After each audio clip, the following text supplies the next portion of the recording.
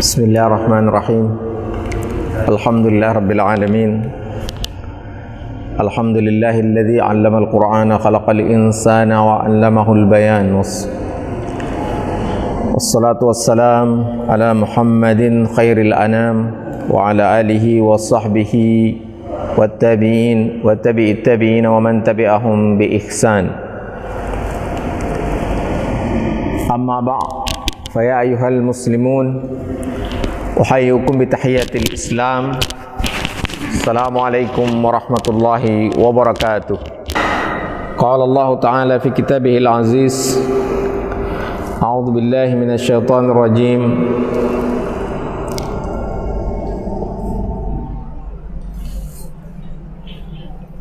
Wa umli lahum inna kaidi matin. Shadaqallahul azim.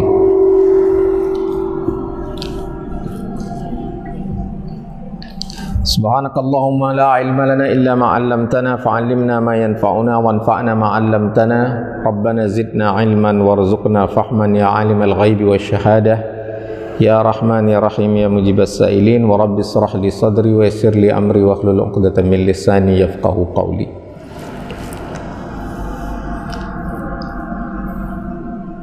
Bapak Ibu yang dimuliakan Allah, kembali kita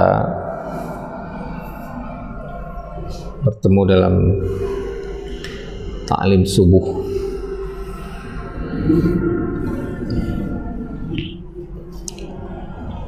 Sebagaimana biasa, kita membahas tema-tema aktual. Banyak sekali peristiwa-peristiwa yang terjadi yang apa istilahnya itu, yang menarik perhatian khususnya umat Islam, ya. Di samping ada peristiwa-peristiwa politik lainnya, yang sekarang paling banyak menyedot perhatian umat Islam itu adalah penembakan. Tapi ini bukan hanya umat Islam, ya, bahkan dunia internasional juga concern dengan masalah ini, yaitu terbunuhnya 6 orang di anggota FBI di tol Jakarta Cikampek. Katanya peristiwanya di situ, yang sementara informasinya itu ditembak oleh aparat kepolisian dengan berbagai macam penjelasan tentunya atas peristiwa tersebut. Saya tentu tidak bisa membahas detail peristiwa itu bagaimana, karena nggak tahu apakah Bapak atau Ibu di sini ada yang melihatnya juga. Saya nggak yakin ada gitu. Rekaman CCTV-nya juga tidak ada. Kemudian terakhir ada penetapan Habib Rizik Syihab sebagai tersangka kasus kerumunan. Sebelumnya ada korupsi di Kementerian Sosial. Sebelumnya lagi ada penangkapan dengan tuduhan korupsi di Kementerian Kelautan dan Perikanan. Ya. Ada juga kasus korupsi di Ciamis, Bupati Ciamis, ya. Ini berita-berita yang akhir-akhir ini sangat banyak menyebar di media sosial, gitu. Ya. Jadi tentunya membuat jiwa kita nggak nyaman mendengar berita-berita ini, gitu. Ya. Karena sepertinya berita-berita ini membawa energi negatif yang luar biasa gitu. Membawa energi negatif yang luar biasa. Terus terang saya sendiri sebenarnya sudah agak malas bermedia sosial gitu. Mencari hal positif kayak susah di media sosial, padahal sama banyaknya itu hal positif dan hal negatif di media sosial itu sama banyaknya gitu. Ya, tapi beberapa peristiwa yang diberitakan terakhir ini membuat saya cenderung tidak terlalu asik bermedia sosial. Bahkan nulis di Facebook aja saya agak gimana gitu. Ya. Saya membaca situasi saat ini secara kondisi politik itu seperti mengarah ke Orde Baru gitu. Makanya saya hampir saja menulis sebuah ungkapan welcome Orde Baru gitu. Selamat datang Orde Baru gitu. Tapi setelah saya perhatikan lagi nggak sama persis juga, masih jauh lah ya. Masih jauh. Kalau Orde Baru itu kita mau ceramah aja itu sudah di warning gitu. Sudah di warning. Ya. Tapi kembali lagi ini membuat jiwa kita tidak nyaman karena energi negatifnya luar biasa gitu ya. Membangkitkan emosi yang sebenarnya negatif, yaitu jengkel, marah gitu. Kita seperti melihat dan merasakan ketidakadilan. Beberapa waktu lalu kita pernah membahas tentang keadilan. Ya. Keadilan itu dirasakan, sedangkan hukum itu ditulis dan dipelajari gitu. Ya. Ya. Hukum itu logis gitu. Jadi dia pakai logika kalau hukum. Tapi kalau keadilan pakai rasa gitu. Makanya ada istilah rasa keadilan masyarakat. Harus pakai kata-kata rasa keadilan masyarakat karena kalau rasa keadilan individu itu tidak terobjektifikasi, artinya subjektif sekali dan mengarah ke hawa nafsu. Gitu. Ya. Ini realitas-realitas yang kita hadapi hari ini sebagai umat Islam. Artinya di negeri kita ini korupsi masih cukup tinggi, ya. Kemudian nyawa manusia relatif mudah dan murah, ya. 6 yang wafat itu hanya 6 itu kan berita satu kasus gitu ya. Artinya banyak kasus pembunuhan itu banyak ya. Di samping itu yang terus sudah 1 tahun ini berjalan itu wabah COVID ya. Makanya sampai saat ini kita mendengar ceramah, sholat berjamaah dengan berjarak, berceramah dengan menggunakan masker gitu. Ya. Kalau dulu yang pakai masker tutup itu teroris dulu tuh. Ya. Kalau sekarang semuanya. Ini kondisi yang harus kita hadapi. Ya. Nah, ada orang yang menghadapi situasi ini mencoba menghibur diri. Ya, saya katakan mencoba menghibur diri. Menghibur dirinya begini. Dengan mengatakan, ingatlah nanti satu saat ada pembalasan atas kezoliman. Ya, itu benar, itu benar. Ya. Ya. Mereka melakukan kezoliman itu lupa kalau ada hari pembalasan. Banyak sekali ungkapan-ungkapan seperti itu di medsos yang kalau kita mau baca secara keseluruhan atau secara lebih holistik itu mencerminkan ketidakberdayaan untuk menghadapi situasi yang dirasakan tidak adil. Gitu. Ya, mencerminkan ketidakberdayaan. Gitu. Nggak tahu mau berbuat apa. Gitu. untuk marah-marah, untuk melakukan tindakan pengerusakan atau terjadinya amuk massa itu kecil, kemungkinan itu kecil. Kenapa? Karena bukan karena takut menurut saya, tapi karena kesadaran umat itu semakin bagus, kesadaran umat Islam itu semakin bagus, gitu. Gitu. Jadi tidak melakukan aktivitas atau tindakan main hakim sendiri dan lain sebagainya. Nah, saya agak sedikit mundur lagi ke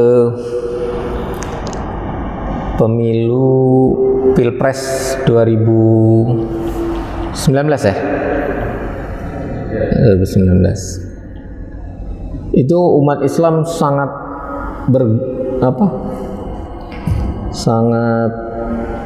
bergelora semangatnya. Saya mau nyebut bergelora kurang enak, ini nama partai soalnya.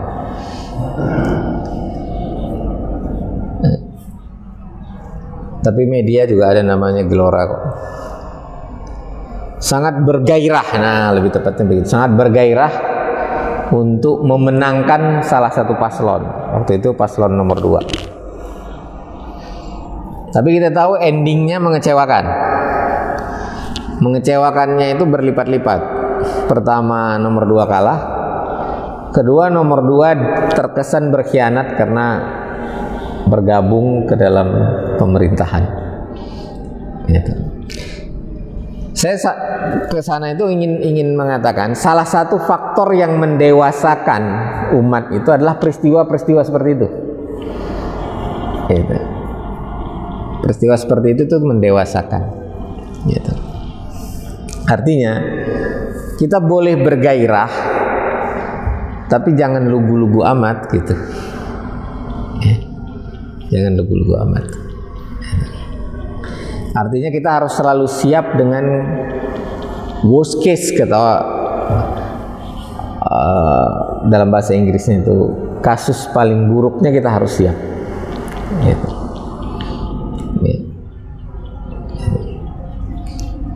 Nah, jadi ada yang berusaha menghibur diri tadi, ada juga yang tapi pada saat yang sama kita juga melihat ada kedewasaan dalam tubuh umat. Nah, saya berharap ke depan kita semakin dewasa dengan berbagai peristiwa ini, semakin jeli membaca situasi, gitu, ya, semakin jeli melihat peristiwa itu sebagai satu yang tidak begitu saja terjadi, gitu. Ya, tidak begitu saja terjadi. Bapak Ibu yang dimuliakan Allah, ada yang ini saya masukkan dalam kategori menghibur diri, tapi juga cukup mencerahkan. Ya, di salah satu akun Facebook itu ada tulisan tentang 4 fase yang akan dilalui orang zalim. Pertama, al-marhalatul ula, al-imhal wal imla. Ini dalam Al-Quran disebut sebagai wa umli lahum inna kaidi matin. Ini yang saya bacakan di awal tadi. Ya. Dan aku akan memberi tenggang waktu kepada mereka, sungguh rencanaku amat tangguh dan terencana.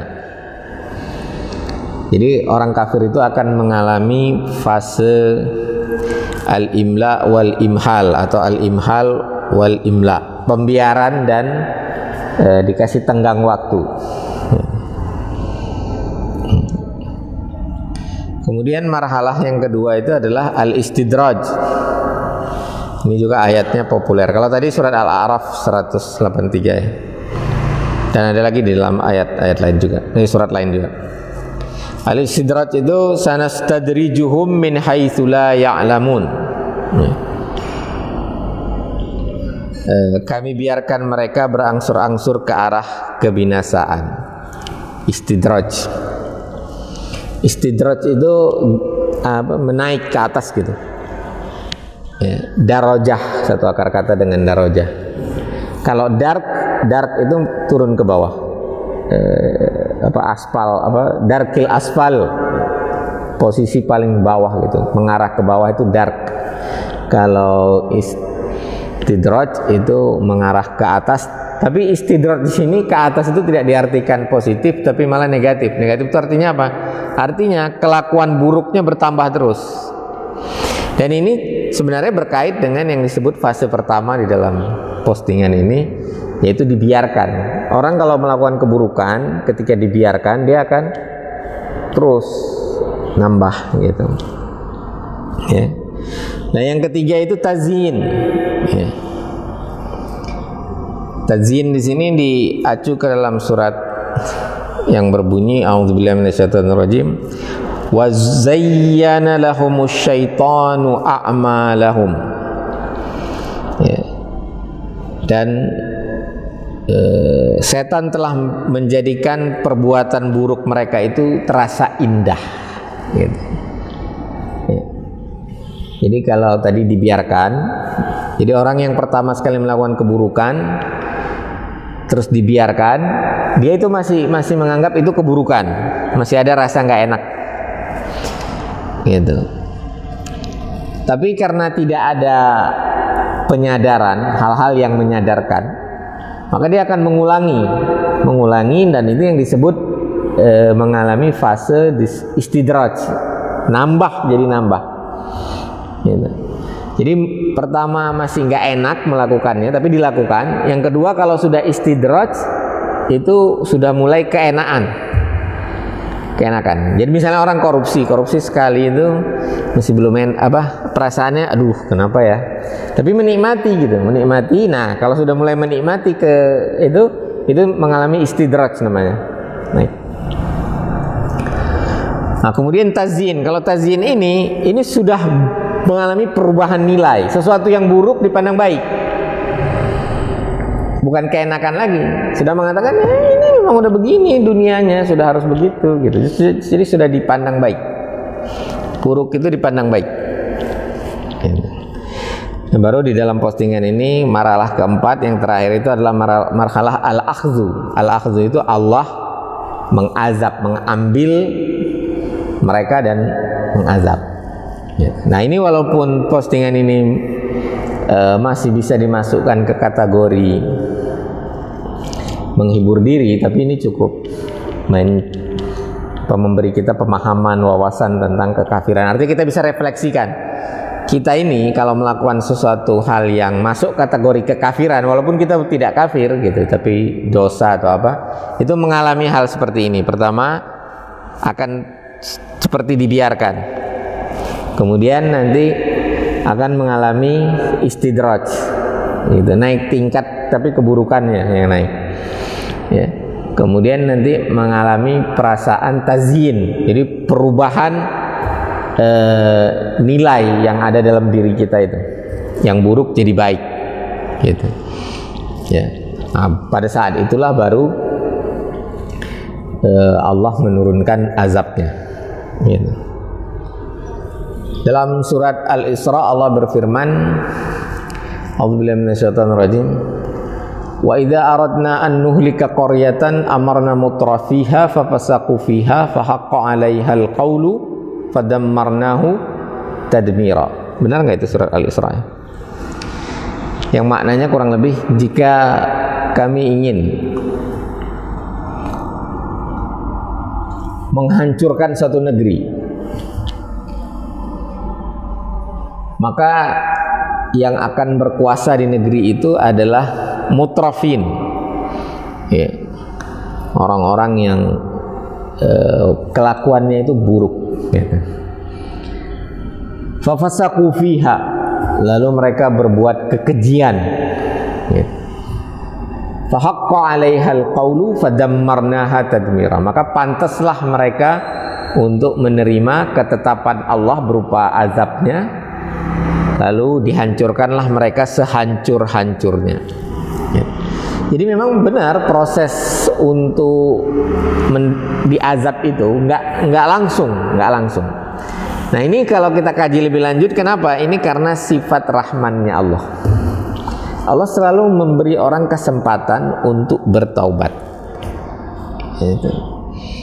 Ya, selalu diberi kesempatan.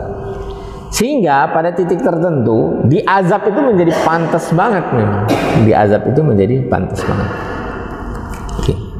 Kita kembali lagi ke situasi yang tadi memberi kita pengaruh energi negatif ya.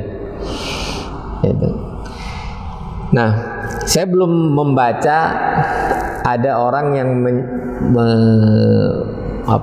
memberikan jalan keluar terhadap situasi seperti ini. Bagaimana sih? Apakah kita cukup dengan menghibur diri saja? Ataukah kita bersikap emosional? Itu enggak, kita sepakat kita enggak. Nah, karena kita umat yang sudah terdewasakan oleh berbagai peristiwa sebelumnya.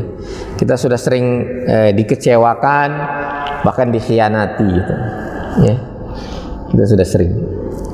Jadi kita pun tidak, dan kita sudah melihat bagaimana kalau bersikap emosional itu tidak bagus, tetap hasilnya. Benar pun kita kalau kita emosional itu kita tidak bagus. Gitu. Hasilnya akan negatif buat kita dan negatif buat lingkungan juga.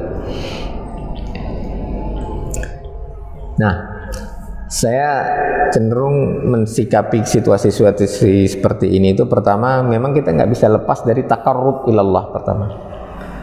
Gitu. Ya. Terus mendekatkan diri kepada Allah. Yang kedua, harusnya peristiwa-peristiwa ini meningkatkan kesadaran kita betapa pentingnya dakwah penyadaran terhadap umat ya, secara maksimal. Ya. Jadi dakwah di sini butuh sumber daya manusia dan butuh teknologi sudah tersedia juga, dan tetap butuh dana dakwah itu. Ya. Jadi dakwah di sini tidak bisa kita katakan ya itu urusan para mubalik saja, para dai saja, orang-orang yang ceramah di mimbar gitu. Kami hanya mendengarkan, tidak.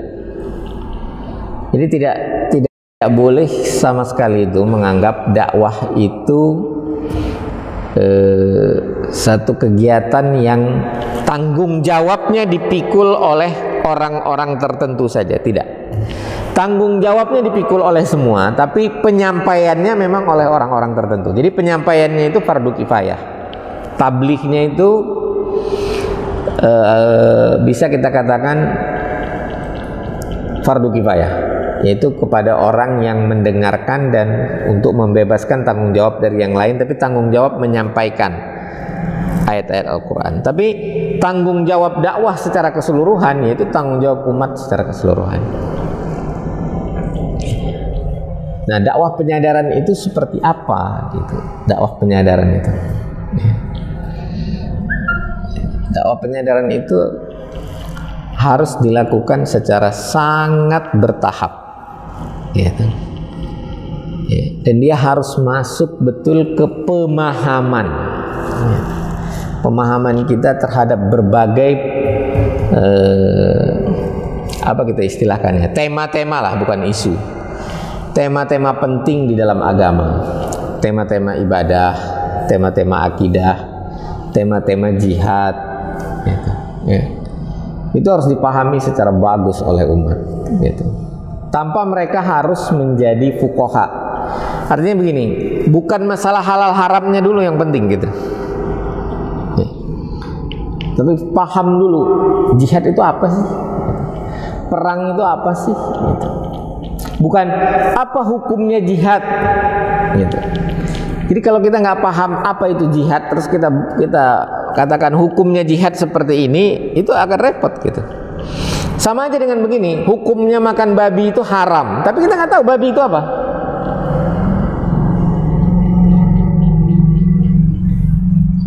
Bisa-bisa yang kita katakan babi itu kambing. Nah, itu kenapa paham itu penting sekali, pemahaman, al-fahmu itu penting sekali. Nah, dengan pemahaman itu baru kita bisa masuk kepada penyadaran. Kalau nggak bisa paham, nggak bisa sadar. Makanya orang yang akalnya ada masalah, gitu, maka dia rufi al-qalam, diangkat pena, artinya tidak dikasih taklif, dia tidak bisa ditanggung jawab. Kenapa? Karena dia tidak mampu memahami. Tidak mampu memahami. Saya bukan mau mengatakan fikih halal haram itu tidak perlu, enggak, saya bukan mau mengatakan begitu. Tapi penting sekali itu paham dulu terhadap konsep atau tema-tema agama itu secara baik. Jadi kalau kita katakan sholat 5 waktu itu wajib, tapi kita nggak paham apa itu sholat 5 waktu, ya sama bohong aja, itu wajibnya itu nggak jelas jadinya kemana-mana. Nah begitu juga kalau kita tidak paham apa itu jihad, ya, maka hukum tentang jihad fikihnya itu menjadi tidak relevan. Ya. Itu yang kedua ya. Jadi yang pertama taqarrub ilallah, yang kedua itu dakwah yang menyadarkan. Apa itu dakwah penyadaran? Penekanannya pada pemahaman tema-tema keagamaan, bukan pada hukum-hukum halal haramnya. Itu karena halal haram itu pasti nanti ada khilafiyah dalam fikihnya itu.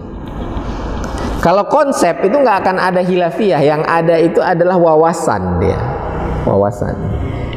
Ada perspektif nanti yang membuat berbeda gitu. Tapi perbedaannya tidak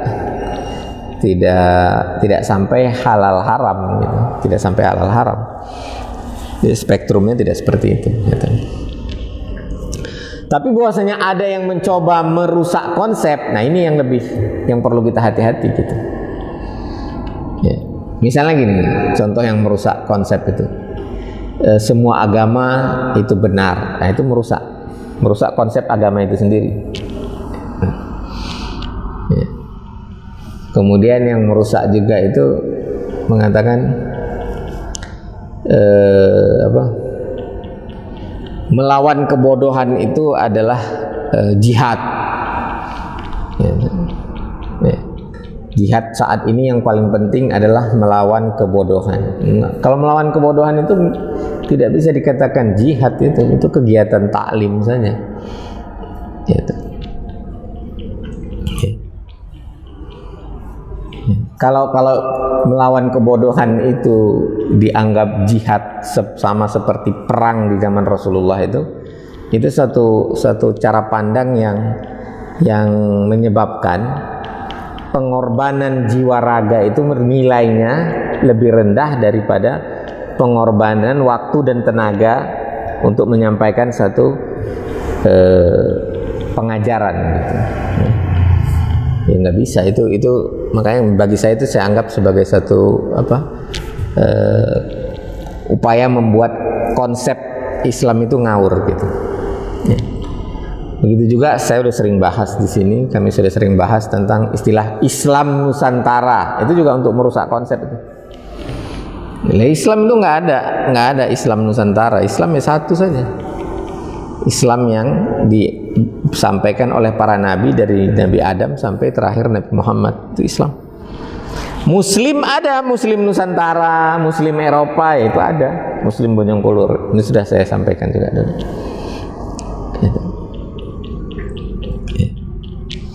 Nah, jadi dakwah penyadaran ini tanggung jawab kita semua ini. Kembali lagi, yang pertama itu kitanya harus taqarrub ilallah.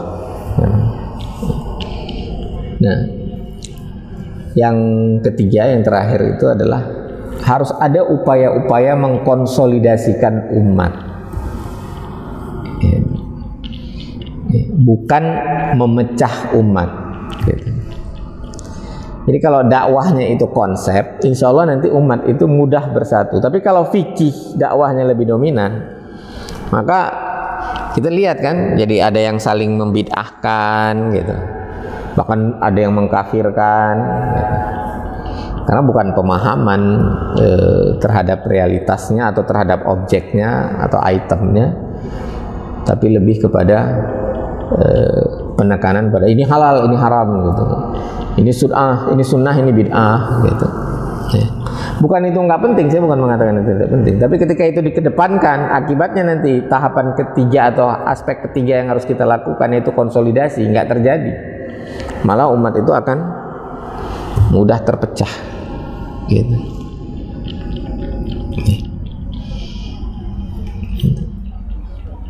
Nah, itu yang ketiga yang cukup penting untuk kita lakukan menghadapi situasi seperti ini. Jadi pertama, taqarrub ilallah.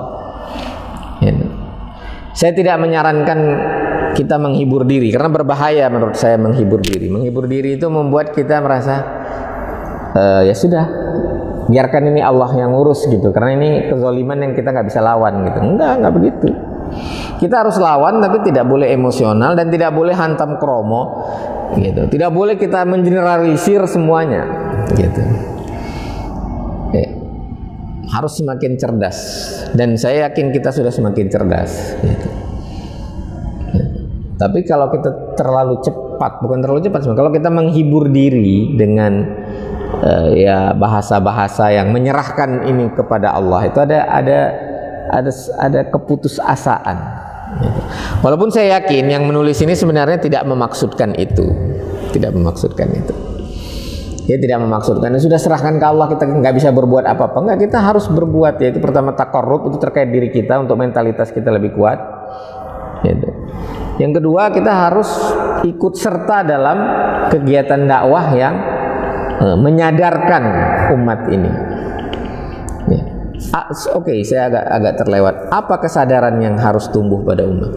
Kesadaran yang harus tumbuh adalah ya, di samping kesadaran bahwasanya kita ini hamba Allah dan khalifah Allah di muka bumi, itu harus bermuara kepada kita harus mengelola setiap kawasan yang kita tempati, mengelola negeri, mengelola desa, mengelola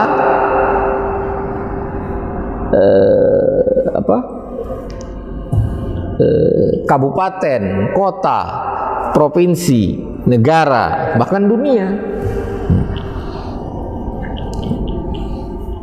Jadi umat Islam itu harus umat yang mengelola, bukan sekedar beribadah. Memang ini yang membedakan Islam dengan agama yang lain. Walaupun kalau kita lihat dulu agama Kristen itu mengelola dia. Ya, makanya ada Catholic Church, ya, ada gereja Katolik. Gereja itu aslinya bukan bangunan ya. Gereja itu aslinya maknanya jamaah, komunitas yang berhimpun. Dia bukan hanya beribadah, tapi dia mengelola negara. Gitu. Sampai sekulerisme berhasil mengecilkan mereka, tinggal hanya di Vatikan saja. Gitu.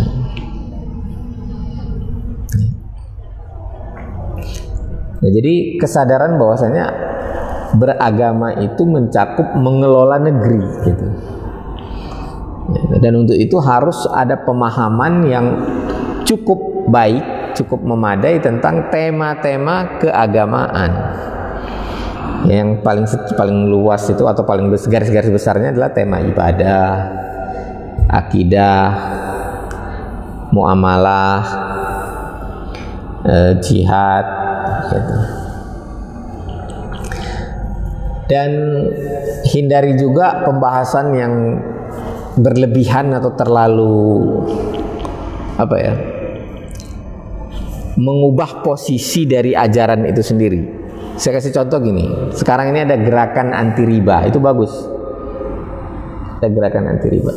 Tapi saya melihat pembahasannya itu sudah seolah-olah dia anti riba itu setara sholat. Memang betul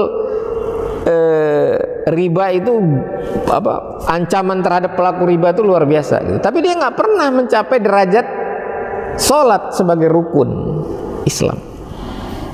Jangan sampai begitu ya. Artinya gini, kalau orang meninggalkan sholat itu dia kafir. Kafirnya bisa kafir nikmat, bisa sampai kepada kafir keluar dari Islam. Tapi kalau orang makan riba, dia cuma mujrim, berdosa saja gitu. Artinya begini, jangan sampai menimbulkan friksi ya, antara orang yang menabung di bank konvensional, di bank syariah, sama sampai ada gerakan yang nggak mau sama sekali terlibat dengan perbankan. Ya boleh saja, itu pilihan, tidak ada masalah. Tapi hati-hati nanti dengan friksinya. Itu yang saya katakan membahas fikih terlalu berlebihan gitu.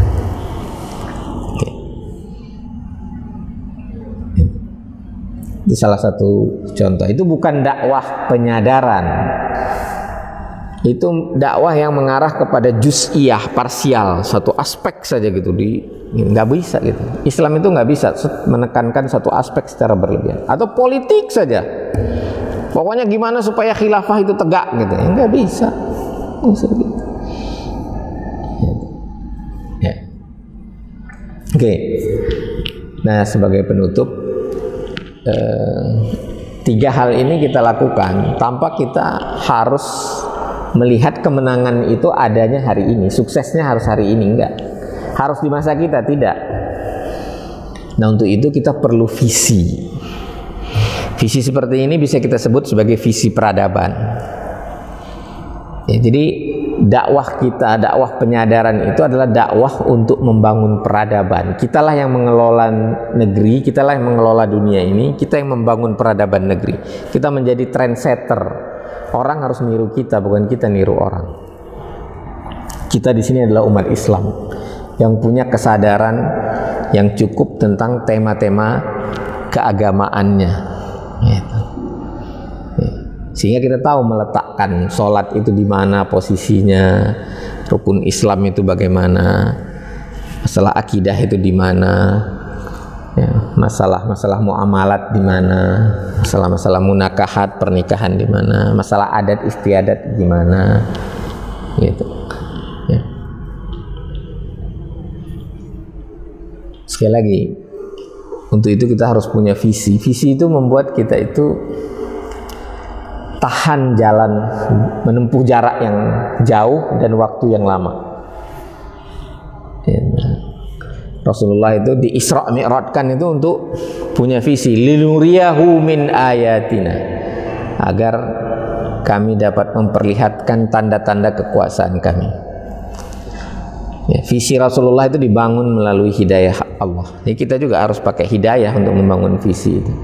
Dalam Al-Quran Allah berfirman, a'udzubillahi minasyaitonir rajim, wa kadzalika auhayna ruhan min amrina ma kunta tadri mal kitabu walal iman walakinnallaha yahdi bihi man nasya. Nabi Muhammad sebelumnya nggak tahu apa itu kitab, apa itu iman, tapi dia dikasih hidayah. Ya. Diturunkan kepadanya Al-Quran yang di sini disebutkan predikatnya adalah ruh. Ruh itu sesuatu yang menggerakkan. Jadi kita harus bergerak ke depan dengan hidayah sebagai visinya itu ke depan. Gitu. Dan sepanjang apapun kita kuat. Gitu. Tidak cepat putus asa. Gitu. Ya, jadi kita harus punya visi ke depan itu mau jadi apa umat ini. Dan sebenarnya udah jelas kewajiban kita itu terkait dunia ini adalah kita membangun peradaban Islam yang rahmatan lil alamin. Gitu. Dan itu kerja besar. Gitu. Kerja besar. Dan untuk itulah kita diwajibkan sholat. Untuk itulah kita diwajibkan berpuasa. Untuk itulah kita diwajibkan membayar zakat. Untuk itulah kita diwajibkan pergi haji. Jadi nggak berdiri sendiri. Sholat, puasa, zakat itu bukan sesuatu yang berdiri sendiri. Tapi kita tahu ini posisinya di sini. Yang ini tentang haramnya riba posisinya di sini. Gitu.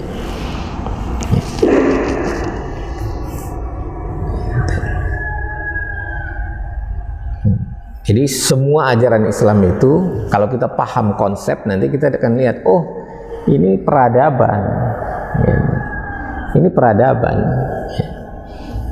Artinya dia harus punya wujud konkret, bukan ritus.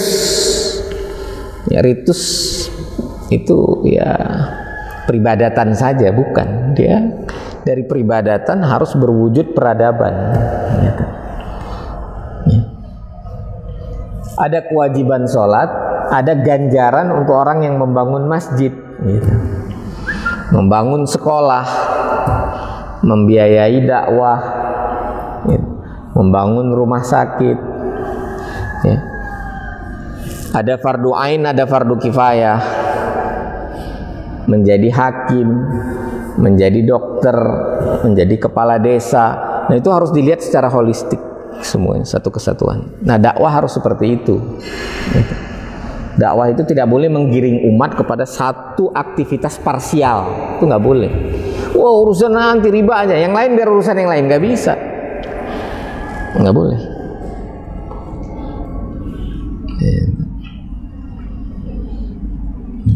Semua orang harus anti riba. Tapi pada saat yang sama kita tahu posisi anti riba itu di sini. Gitu. Ada lagi pekerjaan-pekerjaan dakwah yang lain itu. Ya. Sehingga nanti kita melihat begini, ikut pemilihan umum itu bagian dari keberagamaan kita. Bukan bagian dari kebangsaan kita, bukan. Bagian dari keberagamaan kita.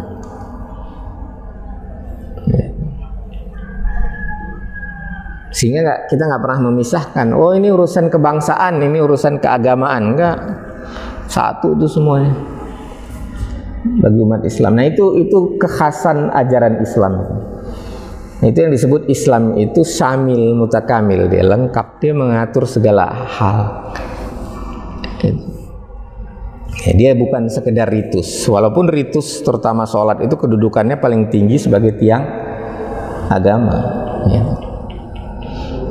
Nah, jadi peristiwa-peristiwa ini memberikan kita satu kesadaran hendaknya bahwasanya kita itu harus terus berupaya menyampaikan ajaran Islam ini sebagai peradaban. Jadi kita nanti harus mengelola negeri ini dengan ajaran Islam yang baik itu, yang kita yakini benar. Gitu. Gak boleh ada sedikit pun keraguan dalam masalah itu. Nah, untuk itu kita harus punya visi. Visi itu membuat kita kuat jalan ke depan. Seberapa lama pun kita tempuh. Gitu. Dan pengalaman-pengalaman itu membuat kita bijak bersikap. Dan saya lihat umat sudah semakin bijak. Nah, tinggal apakah kita semakin kuat. Jadi kritik saya terhadap di Facebook itu yang menghibur diri itu sebenarnya tidak dimaksudkan untuk itu, saya yakin. Ya, saya cuma punya kekhawatiran kita menjadi hopeless gitu. Ya, nggak tahu mau berbuat apa. Gitu. Ya, tidak ada istilah hopeless, tidak tahu mau berbuat apa. Kita harus berpikir terus apa yang harus kita perbuat gitu. Nggak boleh. Ya, bahaya sekali hopeless itu, bahaya sekali putus asa. Sampai begini kan. Bacalah kisah Nabi Yakub dengan anak-anaknya itu. Ya, ketika mencari Yusuf itu nggak boleh putus asa. Itu. Dan begitu juga sekaligus di dalam ayat tentang itu juga, orang yang dosanya segede apapun nggak boleh putus asa, karena kalau dia putus asa dia akan terus melakukan dosa.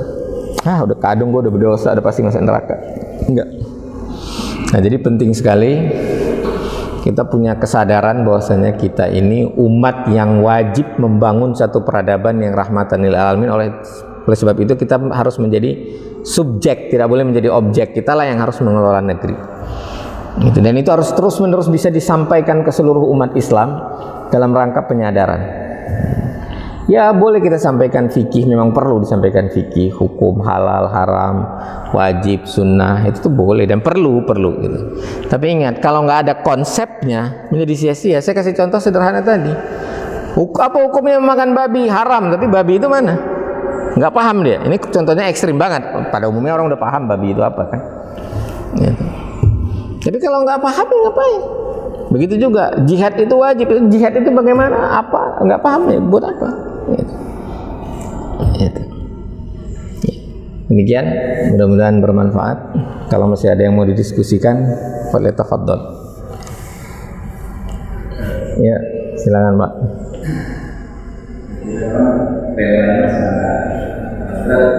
Berat memang.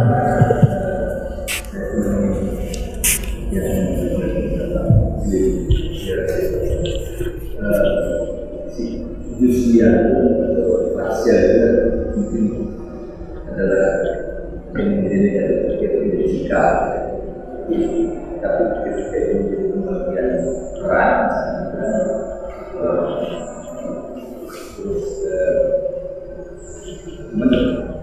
sikap usia kadang-kadang saya kaitkan nanti riba itu berhadapan dengan atau lain yang punya prioritas pengembangan ekonomi syariah itu belum sempurna, sehingga aspek riba yang dikomunikasikan menjadi saling mengiakan.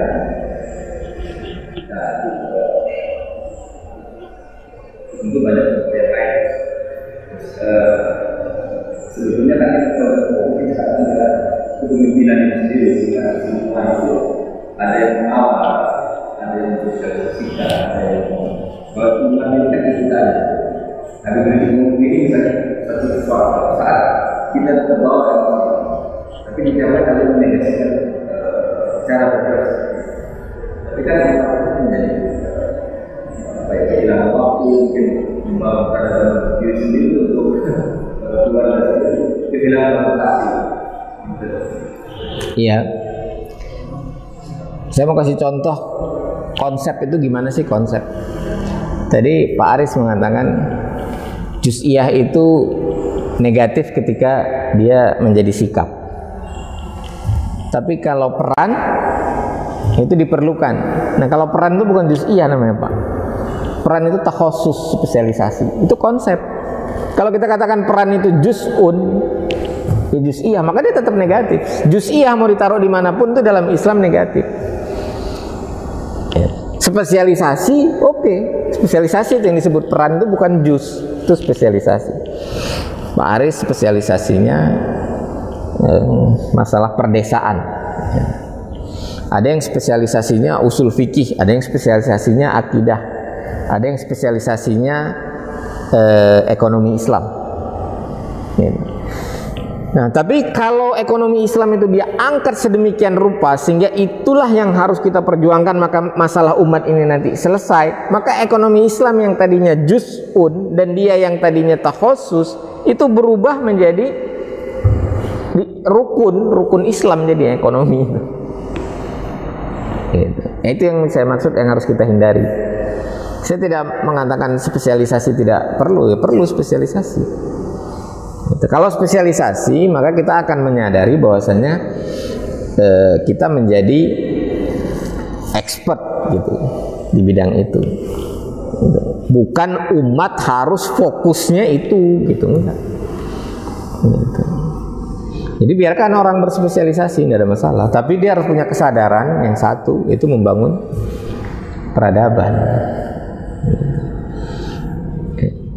Membangun peradaban. Dan yang harus dihindari banget gitu, jangan sampai gini, orang yang menabung di bank konvensional itu dimusuhi, itu jangan. Gitu. Ya. Atau gini, jangan, kalau mau dimusuhi boleh, musuhi, tapi artinya dianggap negatif itu boleh, benar itu benar. Cuman jangan samakan seperti orang yang meninggalkan sholat. Kedudukan itu nggak boleh dibuat sama gitu. Itu belum lagi nanti kalau kita bahas jadi panjang sebenarnya. Ya, kita harus paham kalau kita bicara ekonomi itu kan kalau yang luas itu bukan hanya sekedar transaksi dan tidak sekedar pinjam meminjam, tapi juga mencakup sistem keuangan moneter. Ketika sistem keuangan itu tidak lagi ada nilai intrinsiknya, apakah hukum riba masih bisa diterapkan di situ? Hadis-hadis tentang riba itu kan bicaranya ketika mata uang itu punya nilai intrinsik. Ketika dinar dirham itu punya nilai intrinsik, nilai yang setara dengan emas gitu, dan emasnya ada. Ya, bahkan emasnya itu langsung di dalam uang itu. Kemudian mulai demi alasan practicality dicetak oleh bank kertas gitu. Tapi dia banknote itu tetap ada emasnya. Nah kemudian berkembang lagi sekarang banknote itu nggak ada lagi emasnya, devisanya bukan emas lagi, dan macam-macam, dan psikologinya lebih besar. Apakah boleh menerapkan hukum riba kepada itu? Itu kan jadi pembahasan nanti. Itu. Ya. Kemudian satu lagi apa tadi? Kepemimpinan. Kepemimpinan itu penting, tapi nggak boleh juga dibahas secara juz'iyah. Sehingga begini, kita harus menegakkan khilafah baru masalah umat ini selesai. Tidak, masalah umat ini kita selesaikan dari berbagai aspek dengan spesialisasi tadi, tapi terkonsolidasi. Maka kan saya katakan, pertama taqarrub ilallah, kedua dakwah yang menyadarkan, ketiga konsolidasi. Pembahasan yang juz'iyah terlalu dalam itu dekonsolidasi. Kita konsolidasi. Jadi spesialis-spesialis itu harus berkonsolidasi. Yang untuk bisa konsolidasi itu kita harus sangat toleran dalam masalah fikih. Sangat toleran. Fikih itu penuh perbedaan pendapat. Toleran dalam masalah fikih. Apa nggak capek kita itu terus? Misalnya kalau dulu gara-gara masalah kunut, jadi kan contoh sederhana kan gitu. Dekonsolidasi gara-gara membahas kunut. Tapi dulu itu, sekarang kan udah nggak ada. Udah nggak ada. Saya khawatir nanti dekonsolidasi gara-gara bahas masalah riba. Itu aja maksud saya. Atau dekonsolidasi gara-gara bicara masalah politik. Gitu. Jadi supaya terkonsolidasi, bicaranya peradaban Islam holistik. Gitu. Bukan hanya ekonomi Islam. Ekonomi Islam, politik Islam, hukum Islam, semua yang harus dibicarakan secara konseptual dan konsepsional gitu. Gitu. Kan kalau kita bahas ekonomi Islam yang dibahas itu hukumnya, kita nggak paham konsepnya. Konsep misalnya mata uang, kita katakan atau bahas saham itu haram misalnya. Saham itu apa sebenarnya? Itu nggak ada konsepnya, kan bahaya sekali. Bahaya sekali. Ya. Atau beginilah contoh, demokrasi itu haram. Tapi demokrasi itu apa? Nggak sama pemahaman, konsepnya nggak sama. Beda kan kalau kita katakan babi itu haram. Pada umumnya orang udah paham, udah satu konsep tentang babi gitu. Tapi saya kasih contoh sebagai ekstrim, betapa kacaunya kalau kita katakan babi itu haram, tapi nggak ada yang paham konsep babi itu apa. Gitu. Nggak ada yang punya konsep, punya pemahaman tentang babi itu. Tidak ada konsepnya yang objektif dan tidak ada konsepsinya yang ada di dalam benak, itu juga nggak ada ya, kacau. Begitu Pak Aris. Jadi nggak bisa dikatakan masalah paling penting saat ini kepemimpinan, enggak juga. Semuanya penting, tapi posisinya itu. Kalau mau dikatakan yang paling penting apa? Yang paling penting syahadat sama sholat, tetap nggak ada tandingannya itu. Tapi ketika kita bilang udah cukup syahadat sama sholat aja, yang lain nggak perlu, gitu. Nggak bisa juga. Nggak peradaban, ini ritus saja.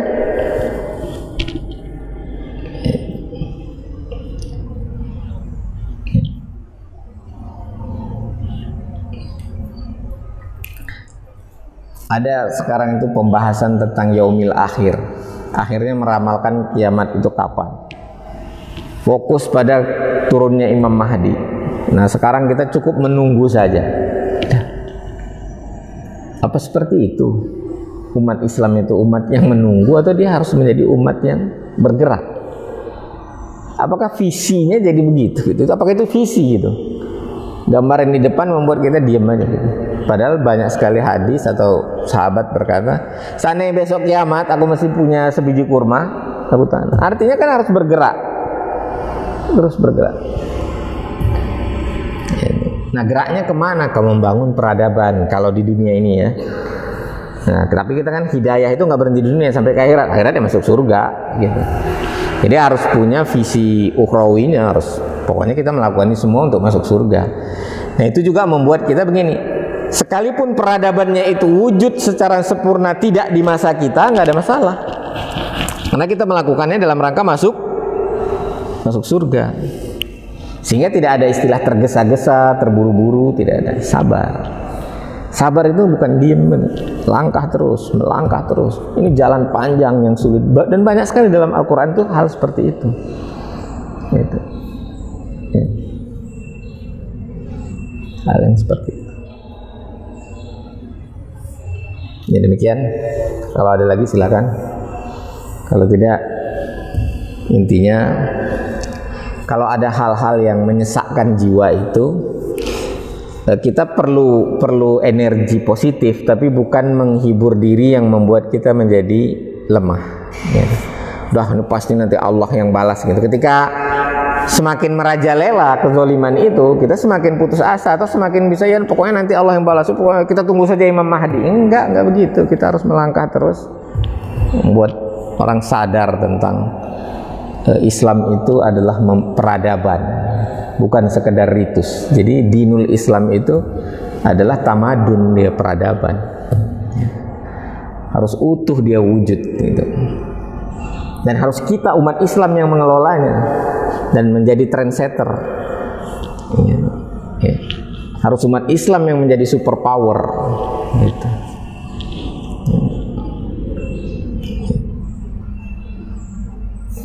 Jangan sampai isme-isme lain yang jadi superpowernya, humanisme gitu. Kayak di Prancis, umat Islam di ultimatum dalam waktu 15 hari harus menandatangani, mengakui. Itu kan nggak enak ya.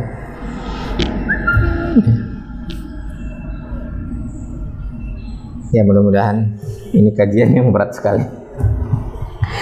Memang saya pikir, tapi kita harus membuka tema ini secara sering gitu. Dan saya memang fokusnya di tema ini, tema Sumuliyatul Islam ke arah peradaban. Oleh sebab itu saya lebih suka menyampaikan konsep ya, pemahaman daripada fikih. Tapi fikih nanti sesekali kita sampaikan gitu. Tapi bagi saya konsep itu lebih penting gitu. Jadi yang dimaksud dengan tafaqquh fid din itu adalah konsep gitu. Bukan fikul ahkamnya saja gitu. Tapi konsep agama itu sendiri apa yang harus kita bawa sebagai suatu misi, liyuzhirahu 'alad dini kullih, untuk dia menjadi unggul terhadap din yang lain. Nah, itu kan peradaban. Yang bicara unggul itu kan peradaban ya. Demikian, al-haqqu min rabbik fala takunanna minal mumtarin. Kebenaran dari Allah, jangan ragu-ragu atas kebenaran. Dan apa-apa yang kami sampaikan tentu tidak terlepas dari kesalahan dan kekhilafan kami sebagai manusia. Untuk itu wal afu minkum wastaghfirullah li wa lakum wa billahi taufiq wal hidayah. Assalamualaikum warahmatullahi wabarakatuh.